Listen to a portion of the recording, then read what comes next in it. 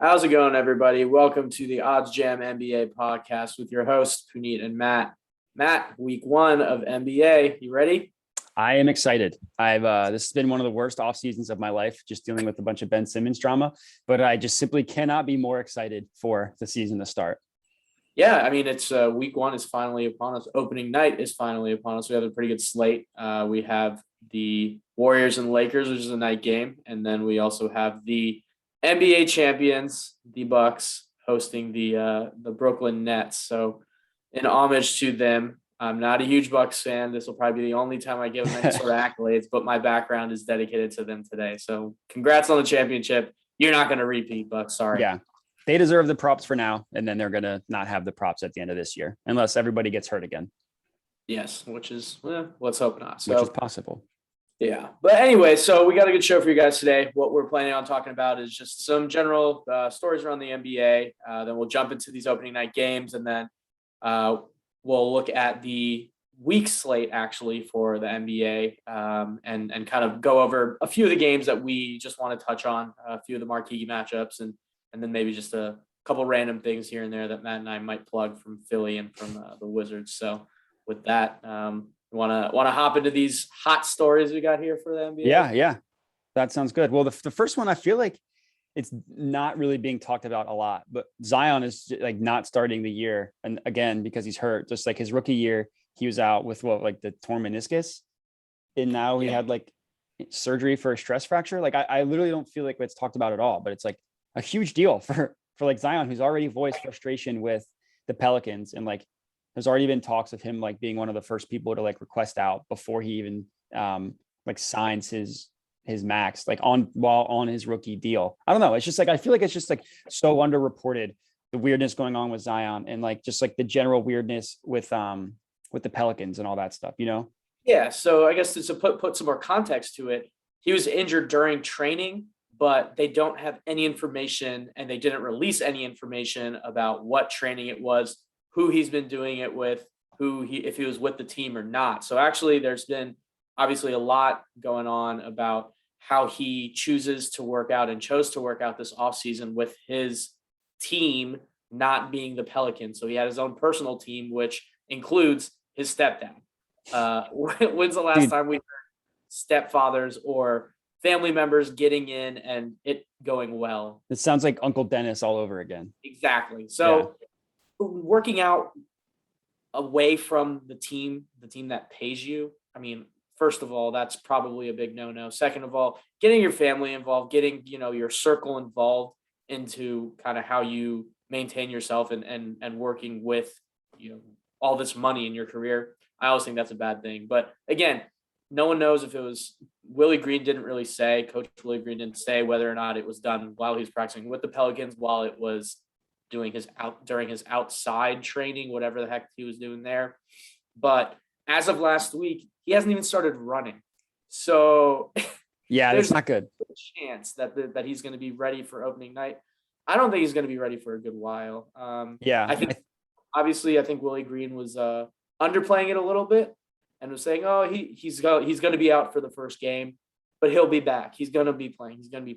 This has a lot of phantom like Christian McCaffrey vibes to me, where they were saying, oh yeah, he'll be fine. He's looking good in practice. He's tracking. And then the next day he magically is on the IR. Yeah. It's weird. Like the last update I saw was a couple of days ago saying that he's going to be evaluated in like 2 to 2.5 weeks. This just screams like one of those situations where it's like, what's going on with Zion? What's going on with Zion? Like, it's just going to go into like almost, I mean, I wouldn't be surprised if he didn't play until like the beginning of 2022. They just like shut him out, like the beginning of the season. Yeah. The only thing I wanted to comment on is like, I feel like it's not uncommon for players like in any sport to have trainers that aren't related to the team. I feel like the issue in this case is that he like didn't clear it with them. He's just like, yeah, I'm just going to do this. Like he didn't know most times. Like I know Embiid works out with Drew Hanlon and like, he just gets all that cleared with the Sixers and they like come up with a training plan, like Hanlon, the Sixers and Embiid together. But then you have situations like Zion who like works out with his stepdad. And then like, yeah, it's just another example of people working out with their, like having their family members train them and then it not going well. Like Simmons always worked out with his brother, and obviously it's like Ben Simmons hasn't improved at all. Now it's like just another example of it. He trains with a non-NBA player and now plays like a non-NBA player. Yeah. Yeah. I mean, the Simmons stuff, Yeah, I think we're going to talk, we should just have our own weekly Ben Simmons segment where we're just like, what happened in this week's weirdness of Simmons? Yeah, but going back to the Pels, I mean, this, everyone was like, all right, with Zion, they make some noise. They have a pretty rough schedule to start the year. So they're playing 7 games in the month of October alone. So the season starts the 20th for them in 2 days, and they're playing games in 11 days. 11 days, right? So Wow. they start in Philly, Yep. which and then they'll be back to back with the Bulls and Timberwolves, and then they'll get one night off, play the Timberwolves again, and that's 4 games in 5 days. Then they play the Hawks, and then another back to back with the Kings and Knicks at home. So it's a lot of games. I mean, they're not going to come out of that well missing their number one player, their best player. So it's already going to be tough for them to recover because he's not playing. Yeah, I don't foresee him playing for the next month or two, honestly. So it's funny. As you were talking, I was trying to look up their win total, and right now it's locked on Pinnacle, and DraftKings has it at 38.5. Which I'm slamming that under. Yeah, I think that's safe because without Zion, they aren't going to do much at all. They made noise last year, but I mean, that was after he came back. And if this is something that they're already trying to keep away from the media, it probably means that this injury is much worse than they're going to lead us to believe. Yeah, I agree. And I feel like their team overall is worse than last year because they lost Lonzo, they lost Eric Bledsoe, they lost Steven Adams. And I like the guy they got from Houston. What was his name? The point guard from Houston, or not from Houston, from Charlotte. I can't remember his name. The point guard who had a really good. He went to Kansas. Oh, this is gonna bug me. Yeah, I know. I'm drawing a blank. I know. I see his face in my head, but anyways, they also got Valanciunas, which Valanciunas. Yeah, he was. I was thinking about Devontae Graham. That's it. The guy from Charlotte who they traded over. He's not bad. Their team isn't terrible. It's just they're not as. I don't think they're as good as last year. And even last year, they didn't win at a pace to cover the over win percentage. So I don't know that that didn't come up in our last podcast, but that seems just slam that under. Yeah, I'm liking that one too. Yeah. All right. So the next topic is just Kyrie and Simmons. Kyrie doesn't have a ton of news, just that he came out and spoke and just spewed a bunch of dumb nonsense and just typical Kyrie fashion. And that's it, right? I don't know what else there is to add to that. Yeah, I mean, basically he just came out and said he's not an anti-vaxxer. He's just trying to prove a point that, and fight for the not being forced to do anything by anyone. I mean, it's just whatever, flat earther. I don't really want to talk about him. He's just nuts again, just proving more that he's willing to forego all this. I mean, I guess, right? Some people are all right, he's done a lot of good as well. He's a philanthropist. He's donated a lot of money and done a lot of good things as well. But I think he just goes on these weird tangents. I mean, Sean Mark said that they're not going to extend him at this point. Yeah, he hasn't. Contract talks are off. So he hasn't talked to I think Harden came out and was yeah, we haven't spoken. Yeah. So I mean, I think the Nets are handling it as best as they can at this point, acting like he doesn't exist because he honestly probably doesn't even think he exists. So, yeah, I don't know what else to say about this guy. I guess along with that Simmons weekly update, we'll probably have a Kyrie weekly update. So yeah, I can keep this nonsense going. Yeah, I don't know. I feel like Kyrie is just trying to pick fights to he does do a lot of good, but he also sometimes just this is not one of those times where he's doing good. People should be it's a greater good type of thing.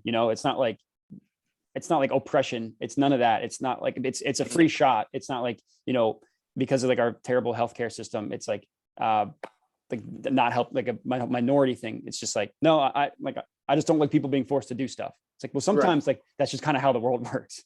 Right. Exactly. And it's not just in America. This is a global thing. Yeah, exactly. So yeah, I don't know. I just sometimes I can identify with Kyrie that this just isn't one of those times. But I also just feel a Kyrie for Simmons trade is going to happen. That just seems too perfect for the NBA world. So that was going to be a question of mine. Do you think Kyrie gets traded now? I don't know. I mean, I feel I agree that I like how the Nets have handled it, but I also feel they're the only team that could have handled it this way because like, oh, I guess we'll just rely on like the other 2 top 5 players in the NBA we have. I feel like any other team that like doesn't have Harden and KD are probably going to try and work out something, but the Nets have the ability to like, nah, like screw that. Like we don't want to deal with your crap. So I don't think he gets traded because I don't think anyone wants to like, I don't think anybody wants to take on Kyrie, like the only team that would be worth it, I think, would be Simmons for Kyrie, but there's like been everybody said that that's not happening. Like all the reports have been saying that's not happening. So I don't know. Yeah, it's interesting. I agree with you pretty much 100%. He's just too much of a headache for anyone else to take on, and no one else has the luxury of having KD and Harden to lean on if Kyrie continues to be bonkers. So exactly. So yeah, I don't think so, but we'll see. And then their only really Simmons update is that he reported the team. Apparently he's just like moping around practice and like practicing with his phone in his pocket.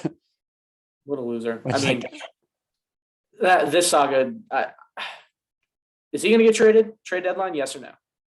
Trade deadline, yes. I don't think it'll be like, I don't know. I think I'd say the soonest he'll get traded is probably December.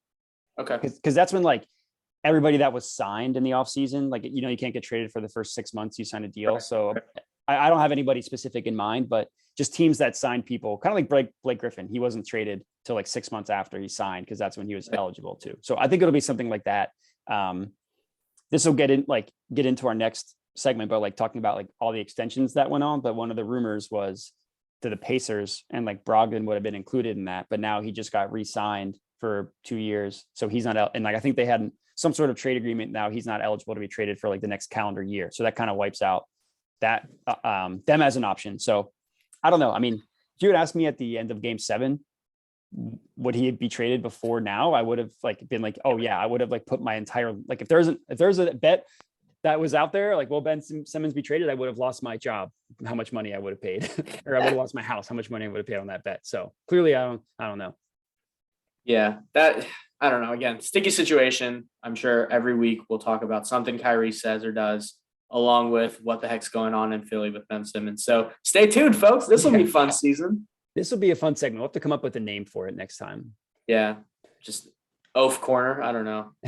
Yeah, the Martian talks because they're aliens. Anyways, so some more contract extensions. Well, there are a few. You mentioned Brogdon, then Landry Shamet. Herder got one. Jaren Jackson, that was today, actually, right? He just got a pretty good contract. Most of these were, I think like all of them happened. Like we're recording this Monday. Within the last day or two. I think like all of them happened today. Yeah. Grayson Allen, Mikal Bridges. I'm sure there's a few more that we probably missed, but one that is not kind of progressing at all, and one that I feel like should be progressing, is DeAndre Ayton. Yeah, I thought that was weird because the Suns just extended both Mikal Bridges and Landry Shamet, and then aren't extending Ayton, and I think like aren't going to do it at all now, right? Like now he's playing out the rest of this year, and then they're going to worry about it in the offseason. Yeah. So do you agree with that or no? Well, it depends. Like the reports are that they're not maxing him out, right? Like that he's not. I don't agree with that. I mean, like it's like a championship window you have. It's like a small one with Chris Paul because he might not even last the season knowing Chris Paul. So I feel like you just make everybody there that is happy, and then you like deal with the future after. It's not like if you extend him, he's going to have a bad trade value if you like don't want to commit to it. Like there's someone that's going to want to take DeAndre Ayton. So no, I think that, I mean, apparently it's just the owner being cheap, Sarver just like being cheap, but I think that's stupid. Yeah, I agree. I think it's stupid. I think you were right in the championship window talk. I think you're spot on with Chris Paul has probably a 1-year window left in terms of really, really being able to guide a team deep into the playoffs. I think the Suns recognize that, and I think that's probably why they're not extending Ayton. I think what they'll do is they will say, all right, let's lock in kind of our wing players. Obviously, Booker. We'll run it back this year. We'll see what Chris Paul does. If he's gone, if he stinks, if he, degresses or whatever. And if Ayton doesn't play superstar caliber, all NBA, blah, blah, blah. Yeah. We'll let him walk, and we'll just be a small team, and we'll play small ball, and we'll move forward without him. I really think that's what's going to happen. So I do think it's kind of a championship or bust. We'll see what happens with Ayton. We'll see what happens with Paul, and then reassess at the end of the season. Yeah. Well, didn't the Suns re-sign Chris Paul right after the finals ended? Pretty sure he re-upped for like another 4 years. Yeah, but I still think that it's not like yeah, they'll take a swing this year, but I think Chris Paul, in terms of his effectiveness, is Yeah. really only going to last for one more year. I think Yeah. he started to show a little bit of signs last year, a couple of years now actually, but I think this year is gonna be that one year where his body just starts to fail him even more than it already has been. Yeah, it always does in the playoffs, and I always feel so Yeah, sad for him because I know. it's It always something sucks. in the playoffs. Yeah, that's the worst. But yeah, I mean, we'll see. Aiton, I guess maybe their grand plan is all right. We can sign him at the end of the season. His value is going to be the same as it is now because I feel like right now it's as high as it can be. So it can only get worse. So if he underperforms, then they have a case and they kind of have a chance to make a little money off of it, I guess. But I really think that if not, they'll probably just be like, all right, well, he's a good young center, but the center is the dying position of the league, so we can be without it. Yeah, it is interesting because like I think Aiton is very good, but you wonder like he's never going to be the best player on the Suns. Like it's always going to be Devin Booker, and then like he's not as good as Jokic or as like Embiid, where he's one of those like centers that can completely change the dynamic of your team. Like I remember, like I was rooting for the Suns in the finals and being so frustrated with him because he had no touch around the rim. He was like, I mean, he was played good defense on Giannis, and then would get bailed out with like a stupid foul. Like he would reach stuff like that. So I don't know. I feel like he's not worth a max, but I also think it's dumb to not just like keep your players happy and what's going to be like a possibly last dance type thing. Yeah. So when we own an NBA franchise, we'll definitely be having these conversations about what to do, keeping our players happy. We'll be re-upping our best players. That's also it's not our money. It's, I guess if we own a team, it's our money, but we'll be GMing a team. It'll be different. Exactly. Yeah. I'm with you, but yeah, keep your players happy. Yeah. But cool. I think you want to move into some opening night. Oh yeah. So yeah, let's do it. First game, we got the Nets at the Bucks, the champs hosting the favorites for this year. Looks like I'm pulling it up on Pinnacle now. So the Nets are 1.5 point favorites. They're minus 123 money line, and looks like the Bucks. This is all according to Pinnacle. Bucks are at plus 111. Yeah, so looking across some sports books, I mean, I think we're predominantly looking between Pinnacle and DraftKings, but DraftKings has the Nets pretty fair odds. You said 123 right now on Pinnacle. DK has it at minus 125, so pretty fair odds. I think the Nets are going to win. I think that after last year, after how they lost to the Bucks, I think they're going to come out and try to prove a point. I think, like I said earlier, also I think that they are going to try to prove that they don't need known as Kyrie to beat the Bucks. So I think that they're going to come out and show that, all right, without Kyrie, we can still beat most players and most teams without really trying. Yeah, sorry, I had to mute myself because the dogs are just having meltdowns, as you can hear. Yeah. They're excited for the NBA season too. Yeah, no, I get it. Yeah, so I was OddsJam right now doesn't have all the player props, but they do have like money line, spread, total points, stuff like that. So there is a couple places you can get a positive EV play on the Nets. It looks like it's Barstool, Bet Rivers, and Unibet, where you can get they're at minus 121 on all those places. So I agree with you. I think the Nets win. I think this is going to be like a revenge type season for them, where even without Kyrie, honestly, I feel like Kyrie just adds more motivation. They're gonna be like, whatever, like KD and Harden are plenty to win a championship. Like it's better than any other 2-punch than any other team has. So and I agree with you. Like the way they lost to Milwaukee, like being a KD big toe away, and like Harden getting hurt and really not being a factor the last couple of games, even when he was playing. I think they're going to be out for blood. And I think the Bucks are kind of like, we coasted in the regular season last year to the 3 seed and like figured stuff out, experimented, won in the playoffs. So I think they're going to be like, what, like we'll let you guys have this one. Like, not that they're not going to try, but I just feel like the Nets are going to just like bring it on a whole nother level. Yeah, I mean, Bucks at this point, they're like, we won our championship. We don't need to prove anything in the regular season anymore. We're going to play for the playoffs, probably, is what they're probably thinking. I know that kind of goes against what I was saying last pod about them being the first place team, but I think that's more so the Nets, just a little bit of the circus that's going on in Brooklyn. I think, KD and Harden have both missed enough time. So I think it's almost a given that Harden's going to probably end up getting injured this year. Although I don't want it to happen. He generally is pretty injury prone. Kyrie's going to be out forever. So In terms of regular season, again, I do think that the Nets are not going to be first. I think the Bucks will, just because there's no one else between those two teams. But yeah, for this game alone, I think the Nets are out to prove a point, and being back in prime time, I think they're gonna take it to them pretty easily. I think they'll cover pretty easily. Yeah, I mean, like 1.5. All they really do is just win, and like any other outcome aside from one. And you could probably buy that down. Like, you really didn't want to, you don't want to take money line, but you don't want to mess with like the half point. You can get to about -1 for -117. So that's like an easier way to basically take the money line. Yeah, I agree. I mean, like there's really no play on the totals, either game total or over under. I think the game total is 237. If anything, I'm probably leaning under, because this just seems like one of those games that's going to be like kind of like what most game sevens are like, where teams like are just scoring is kind of hard to come by. But I'm not really seeing anything on the total. What do you think? Yeah, I mean, under's fine. It's opening night. There's going to probably be a lot of rustiness. Most of these players didn't really play too much in the preseason anyways. So expect a lot of missed shots, honestly. Yeah, that's a good point. I didn't really even talk about the rust factor. So yeah, I'm not like, there's no official positive EV play or anything like that, but if I were to take a side, I'd probably lean the under. But unfortunately, moving forward in the regular season, we'll have segments where I'll go over like a bunch of positive EV plays for the week. You can go over your ARBs, but right now OddsJam's just, since like books just started putting NBA player props on, OddsJam is just currently getting all the code set up to get it added to their website. So all I really did was look at DraftKings, just because that's kind of our favorite to peruse, and compare that with what Pinnacle has. And I found some positive EV plays, but I was thinking you could kind of, having had looked at DraftKings and purposefully not looked at Pinnacle, I was thinking you could give some of your favorite player props that you saw, and I can kind of talk about the value of it if that works for you.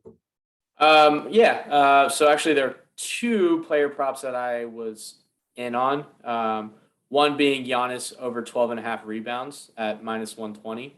I think that with that one, I mean, he averaged over 12.5 rebounds against the Nets last year. So I don't think that's going to be very hard for him to do again tonight, or tomorrow, excuse me. And just, he's a rebounding machine. Nets don't really play that great down low. They're going to be more of a perimeter team. I know they have Blake Griffin, they have LaMarcus Aldridge, but Giannis is still one of, if not the best player in the world. So I think that he'll pretty easily get over 12.5. I think that's a pretty safe bet at -120. Yeah, that's a good bet. I'm calculating the positive EV on that now. So DraftKings has that at -120. Looks like Pinnacle has the true line at -141. So on $100 bet, that the expected value on that is just over $7. So you're 1 for 1 as far as the profitability on the bets that you chose. No, I think that's good. It's funny. Last year, I remember in general, one of the props that never hit was the Giannis the Giannis always hit the under his rebound prop. Remember how like the beginning of the year it was like rode it for a while. Yeah, it was like I forget what it was, but it was like always at like 14, and he always like hovered around like double digits. Eventually the line caught up, and that wasn't a thing. But I remember that first couple of weeks just like loading the under rebounds. So it looks like the market finally caught up this year. They have it priced at 12.5, which seems fair. Yeah. Like that seems like a good price. But just looking at the true line at -141, that gives like about a 58% hit rate based on the odds, and you're getting that at -120. So I think that's a good play. Yeah, and again, kind of going off all the missed shots from the rustiness, I feel like there'll be more rebounds to go around. Yeah. True. Second one, given the fact that I think that the Nets will win, I'm going to go James Harden with a double-double. It is pretty juicy. It's -180 on DraftKings, but logic here, obviously, I think he's going to come out. He's going to want to prove something. No Kyrie, so James is going to be handling the ball pretty much the entire game.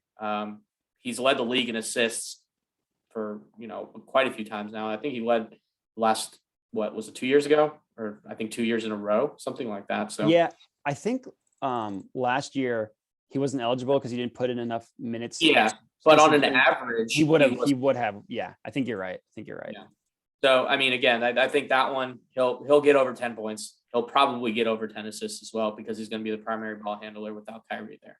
I think that's another good one. That's unfortunately, the odds are now reflecting minus 190 on DraftKings, so it went down a little bit. But it's another positive value play. This one's like a little over 5%, 5.6. They have it. Pinnacle has the true line at minus 225. So, all right, it's it's a pretty big difference. The only thing is just the odds on it. It's terrible. pretty juicy. Yeah. The positive plays that I saw, one of the ones, so Harden is similar to that, is the assists. So DraftKings has it at has his assist number at 8.5, and Pinnacle has it all the way up at 10.5. Whoa. So I was surprised, to see the huge difference between the assists and just based on like the different books. But the problem is, it was on DraftKings when I checked at minus 180, and I'm looking at it now and it already went up to minus 225. Wow. Okay. People are hammering the over. So, okay.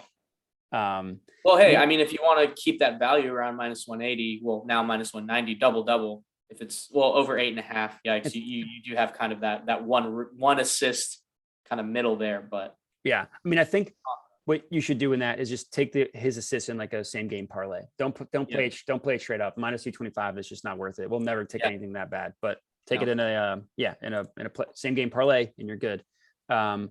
Another value I'm seeing is on the Giannis points. So DraftKings, you can get it at 29.5, and the true line Pinnacle has it at 30. So you're only getting that point difference, but DraftKings has it priced at minus 120. Pinnacle has the over 30.5 at minus 110. So unfortunately, it's not like an apples to apples comparison, but like you figure adding up a point will make it go worse than like the 10 points from minus 110 to minus 120, So I don't have the exact odds on like the value of it, but just that, like, it's another highlighting a difference between what DraftKings and the true line is at. Gotcha. Yeah. I still like that play. I think that's a good one. Yeah. I would take the over. I mean, like in the game 7, didn't he have like over 40 last year? Yeah. Something like that. Yeah. And then I remember, 'cause I was in on the under and he just like hit that in like the third quarter. I was like, I got that one wrong. And then like, in the game clinching last year against the Suns, he had 50. So like, I think he's shown that he can, even without a jump shot, which who knows, he's been shooting in the preseason. Yeah. What the hell? That was pretty wild to see. He's been stroking 3-pointers. Yeah. I still don't buy it. Cause I mean, remember when he came back, I don't know if I was talking about this with you, but like he came back from the bubble and was like stroking jumpers at practice, and like reporters like asked him about it. He was like, oh, you guys thought I like wasn't able to put up jump shots and like, in the break? Like, of course I was.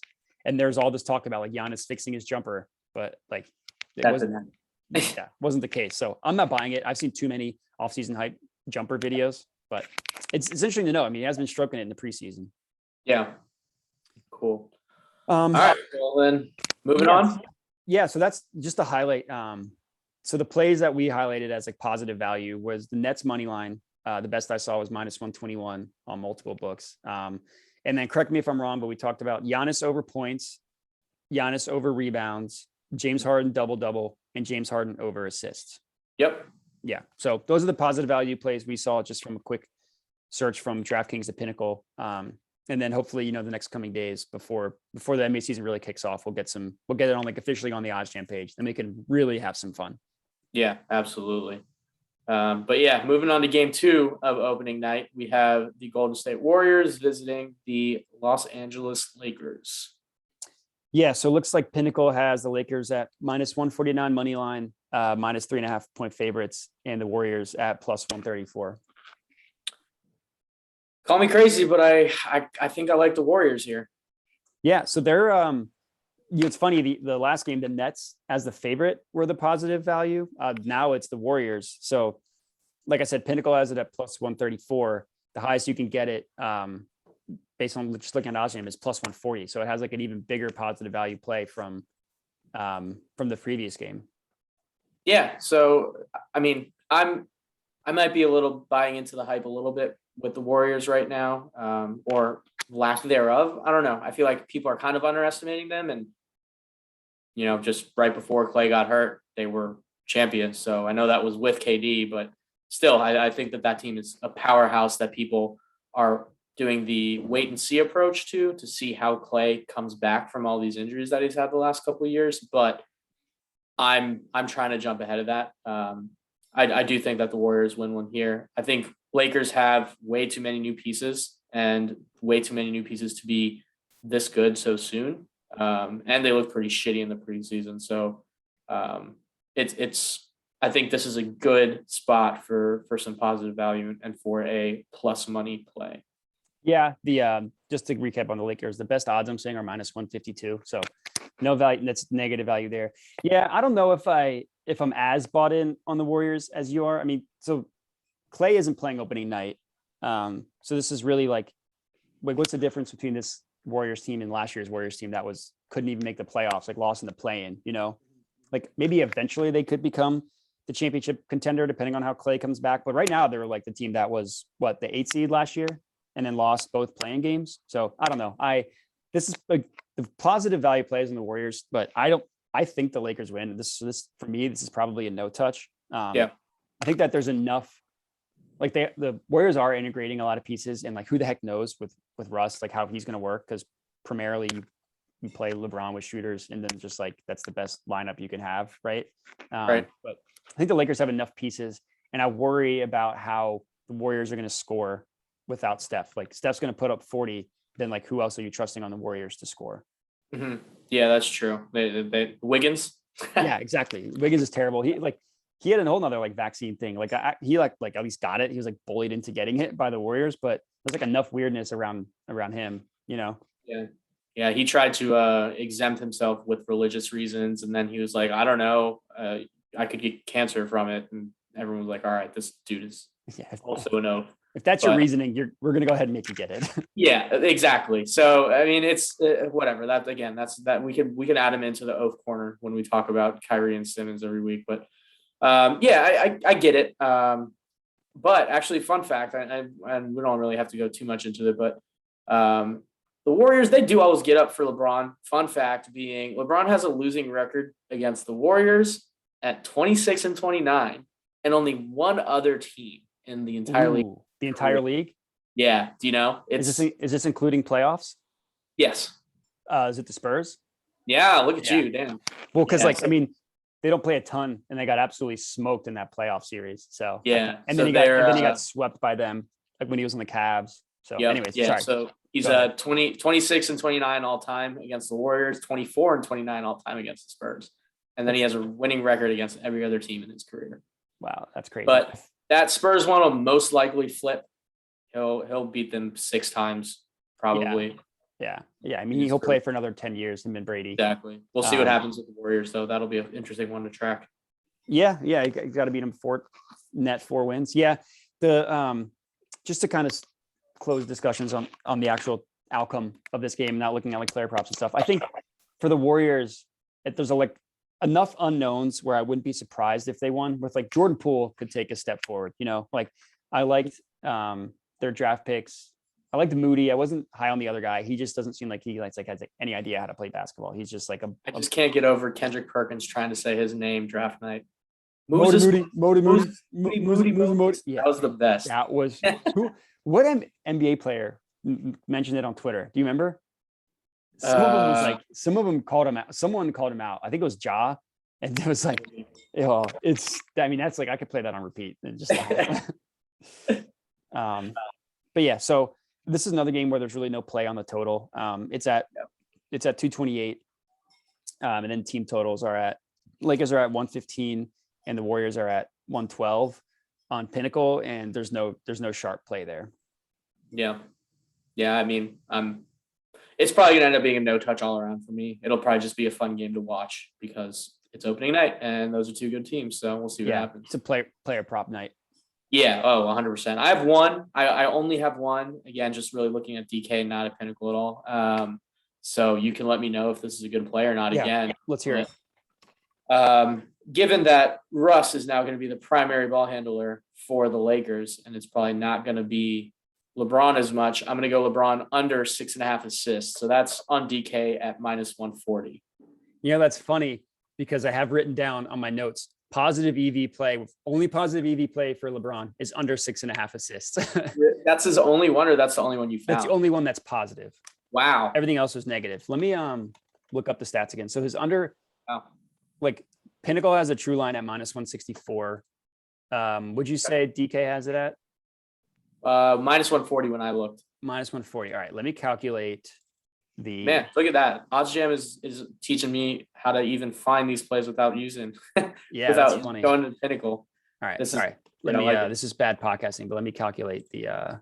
No, that's fine. And like I said, the whole kind of reasoning behind it is you're going to have Russell Westbrook. Me being a Wizards fan, I saw Russ. He makes everyone else better around him in terms of their point production, but he dominates the ball pretty much every other time. I mean, he poos out triple doubles for dinner. So it's just natural for him to chalk up most assists and lead the team in assists. I think the next best player who had assists for the Wizards was I think it was Bradley Beal at 3 assists a game or something like that. So it's all gonna, if he plays the same role he has played his entire career, it's gonna flow through him for the most part. So that'll take some assists away from LeBron for sure. Yeah, and the odds reflect that. Russ's assist totals at 8.5 minus 145. Odds on him getting a triple double, you probably just take. I mean, looks like they only have they don't have triple double odds for Russ, but and his first game in LA, it's actually it's a homecoming for him. He's from LA. There was always rumored that he would come back to LA. Whenever KD left the Thunder, everyone was like, okay, LA or Russ is going to LA. He's going back home. And he finally did, 5 years later. But yeah, so back to the LeBron thing. So it looks like the percent chance of that hitting based on the Pinnacle line is 62%, and you're getting that at minus 140 on DK. So the value on that is about 6.5%. So it's pretty good. That's funny because, if I were just capping lines or props myself and I saw LeBron 6.5 assists, in my head, I'd go, oh, that's going over. You just assume LeBron, because he led the league in assists per game 2 years ago with the year they won. But that's a good point. I really didn't think of the Russ factor in that. And it makes sense why that's positive value. Yeah. OddsJam, sharpest tool, man. They know what they're doing. And then, so there is a play on the Russ over assists. The odds are terrible. Like I said, DraftKings has it at minus 145, but Pinnacle has it at minus 150. So it's not as good as the LeBron one, but there is a play on the Russ over assists. And then the last one I'm seeing is Anthony Davis. So Pinnacle has his point total at 23.5 at minus 137. And you're getting that on DraftKings at 22.5 at minus 135. So not only on DraftKings are you getting the lower point value, but you're also getting it at a lower true value than 23.5 would be, if that makes sense. Yeah, I'm tracking. Yeah. So I hope everyone else is tracking as well. Yeah. If not, get OddsJam. It'll make sense for you. Yeah, exactly. Or just re-listen to that again. Hopefully I didn't just butcher the wind up of it. But yeah, so so it's funny enough, the best play of the night is the one that you found, the LeBron under 6.5 assists. But for me, if I'm putting my money on it, I like the Anthony Davis over because, he's probably going to get guarded by Draymond. They're probably going to put Draymond on LeBron, right? So AD will probably take, I don't know, it's Kevon Looney. I don't even think he's there anymore. I don't even know who. It's if they put Wiseman, on Davis is going to eat his lunch money. Yeah, that's true. And that's going to. Yeah. So Russ, I think there's too much weirdness, so there's no play on him. But yeah, that's everything. I think just to highlight the if we're just strictly looking at positive value plays, we're looking at Warriors plus 140 on multiple sports books, LeBron under 6.5 assists on DK, and AD over 22.5 points on DK. Yeah, sounds good. So I guess then we can just move into some of the other games going on opening week. Yeah, so they only have lines for Wednesday, but they don't have lines for any other day. The only really good game that I found going on next week or on Wednesday is just the Nuggets at the Suns. So they priced that at the Nuggets are 6-point underdogs as the away team, which I kind of think is priced right. If I were to pick a side, I'd probably take the Nuggets covering just because it's they got swept. The Suns in 4 was a whole thing because they swept the Nuggets. And I know Jamal Murray's out, but this just seems like a game where Jokic is going to take, speaking of lunch money, it's going to take DeAndre Ayton's lunch money. Yeah, quickly running through it. Yeah, I think the Nuggets cover there. So it's one of the marquee games for a reason. I think it'll end up being closer than people think. So 6 points, I'd be comfortable with the Nuggets. Yeah, not necessarily saying I think they win, just a quick glance at the spread. And then after that, Thursday's got some good games. Milwaukee at Miami is going to be awesome. And then LA Clippers at Golden State. So Golden State starts off with both LA teams on Tuesday and Thursday. Mm-hmm. Yeah. So just quick analysis. Then I'll take Milwaukee. I don't think I have them losing game one. I don't think they're going to start 0-2. So I'll take them to beat Miami. And then Clippers and Golden State. I think I'll take the Clippers there as well. Yeah, I think with Milwaukee, I think they're going to start 1-1. So if they beat the Nets, then I think they'll lose to Miami. Because I feel like I do think Miami, like how they got kind of similar to the Nuggets, they got swept out by Milwaukee, and they just got like dominated. Like game one, when the OT, and other than that, they just got absolutely pantsed by Milwaukee. So Miami's like coming back with a stronger team that's kind of built for the playoffs and like tough matchups like this. So I think that game could be a rock fight. I don't without having the odds. I don't know. I like Miami to upset them, but it kind of just depends on how the Bucks do tomorrow night. So I don't really want to predict that. That's fair. And then Friday is the last day. We'll go Brooklyn at Philly. Philly's home opener. It's going to be amazing. Game's going to be awesome. And then Phoenix plays the Lakers. So similar to Golden State having a tough start to their schedule, the Lakers also have a tough start with Phoenix and Golden State tomorrow night. Yeah, I'll take Philly to beat Brooklyn. I mean, that's a tough one. I'm switching as I literally said it. I'm going to take Brooklyn to beat Philly because I just think Embiid's going to do what he can, and then that's probably about it. So we'll see. But I don't know. We'll see kind of how. So is Ben Simmons expected to play or no? They haven't said anything about it. I was just going to ask if you think he plays. I don't think he plays, and that's why I'm a little unsure actually. Who wins this game? Because if he doesn't play, that benefits the Sixers. Exactly. That's exactly my point. I think that Philly will play better if he's not on the court. But I don't think he's going to play. So we'll see. But I think Brooklyn should win this game. In terms of Phoenix Lakers, I think Lakers will win that. I think that's after losing to Phoenix the way they did in the playoffs last year. I think they're going to also try to prove a point there. So those are my two picks. I know from a very high level. We don't even know the spread yet, but that's what I'm thinking. Initial thoughts here. Yeah, I'm taking Philly in their home opener. I think that my guess is that Ben Simmons plays on.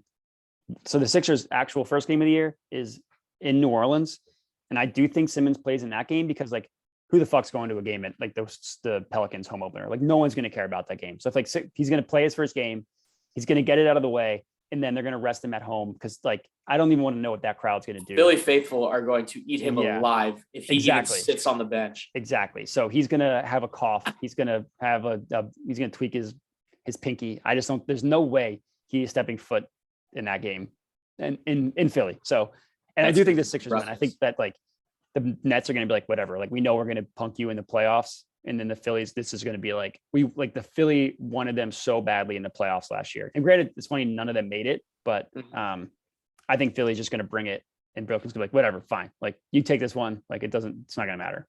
Yeah, that's fair. I honestly now just for the theatrics of it, I would love for Ben Simmons to suit up and play in first game in Philly. That would be some good TV for sure. So I will be at that game. Funny enough. So. Nice.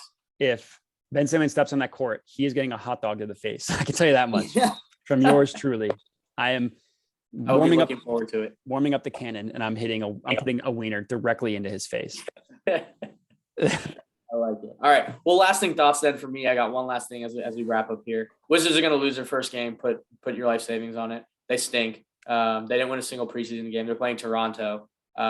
They're 1-4 of their last 5 season openers. Raptors are 4-1. I know team turnover has been kind of crazy for the Raptors the last 5 years, and same with the Wizards. Been kind of weird, but like I said, the Wizards didn't win a single preseason game. They stink, and Bradley Beal get vaccinated. Otherwise, I hope you guys locked his under in, like I said last time. Funny enough, I saw this on Snapchat. The last home opener that the Wizards won, we were at that game.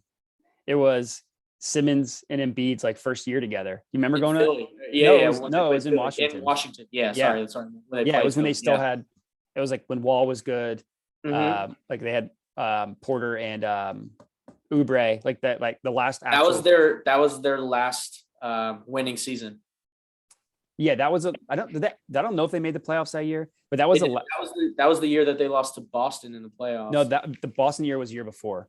Was it? Yeah, because this season the Sixers were the 3 seed and they lost to Boston, and then in the second round, and then Boston lost and 7 to the Cavs. But yeah, that was the last home opener they won. And I actually put a sum of money on Toronto's over win total. So I hope you're right.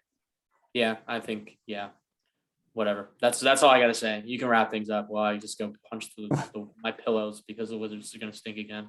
Yeah, well, I mean, I'm thinking about Simmons, so I'll be punching pillows right next to you. But yeah, so that's all we got for you today. One thing I do want to highlight. I forgot to mention this at the top of the show. For the first week of the NBA, I can assure you, if you just put like $1 or $5 on every single underdog, that it will profit. I tracked this last year, and someone on Reddit did a much better job. But I think I did this for the first 3 weeks, and it profited every week. And then eventually the odds catch up. But I forgot to mention this at the top of the show. But just I can promise you, I'll track it. Put $5 on NBA underdog, and that will profit the first 3 weeks. 3 weeks. That's all.